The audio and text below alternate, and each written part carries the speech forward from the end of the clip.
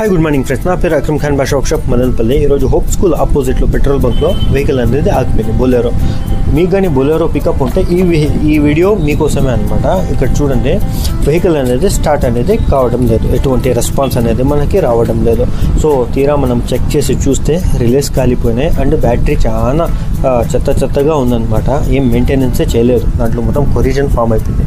దానికి మొత్తం నీట్గా మనం పెట్రోల్ వేసి పళ్ళు తోమినట్టు టెర్మినల్స్కి తోమితే ఒకే ఒక సెల్ఫ్లో వెహికల్ అనేది స్టార్ట్ అయిపోయింది.